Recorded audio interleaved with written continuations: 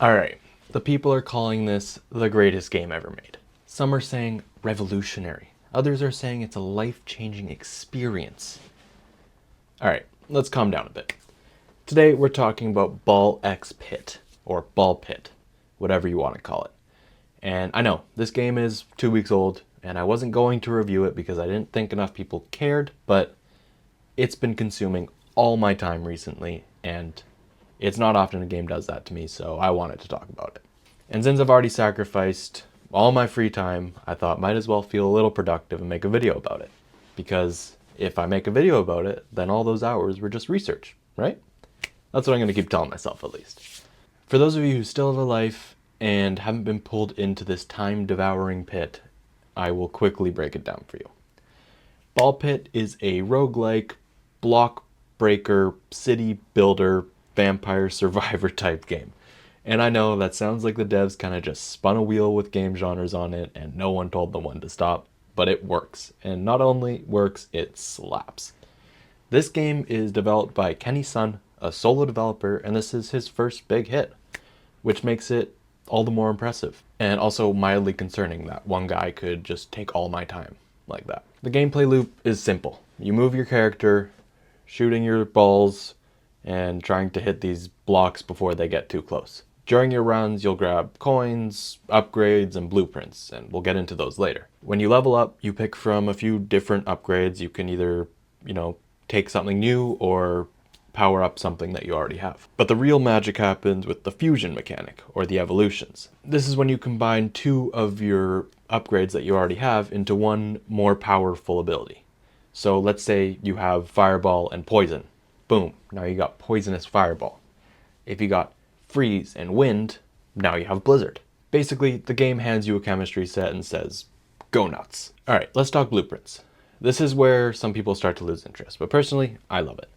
Throughout your runs, you'll pick up these blueprints, and you'll use those in the city building aspect of the game.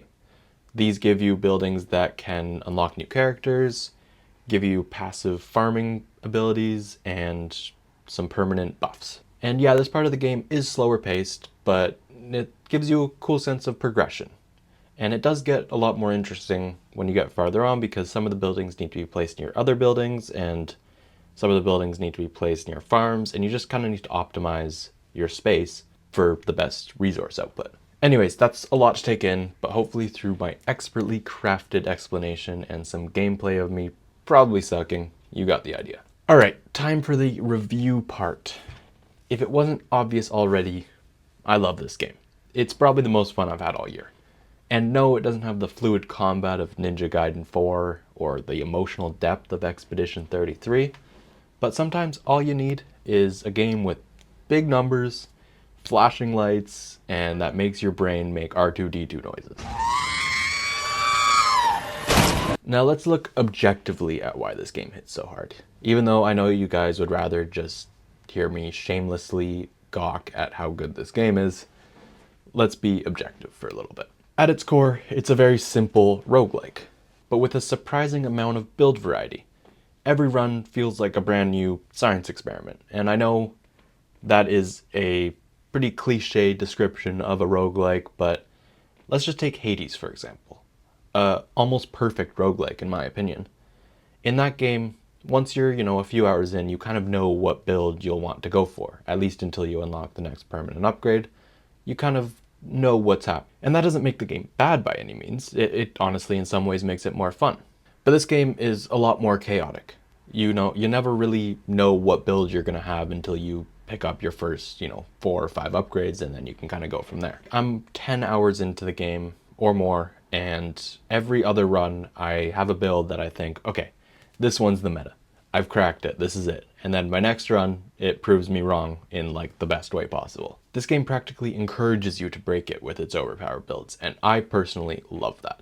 But that also doesn't make it too easy. It's not going to challenge you like Dark Souls or Hollow Knight, but it definitely keeps you on your toes, and it's challenging enough to keep your interest for quite a while. Alright, now let's talk about the characters. Ball Pit has 16 unlockable characters, each with their unique buffs and debuffs. But here's the thing, it's not just a straight power climb. Some characters make the game even harder, and every character has their own trade-offs.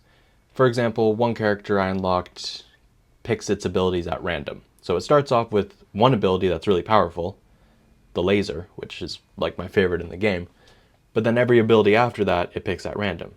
So you end up with this chaotic mystery buffet of abilities, and half the time you stumble onto a build that you would have never chosen, but you'll want to replicate again. That kind of randomness keeps it really fresh, and every character has their own little mechanic that makes the game feel new again. Now let's get to the controversial part, the city building. And I get why some people aren't into it. It's definitely the slowest part of the game, but honestly, I think that's on purpose. After an intense, neon flashing, dopamine heavy run, it's nice to chill for a few minutes. Move some buildings, gather resources, upgrade your stuff.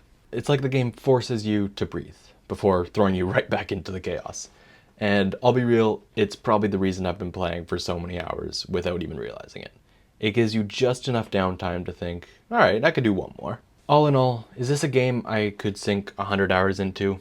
No, probably not, but the 20 odd hours I do play are going to be some of the most fun I've had in a game all year, and I would highly recommend you check it out.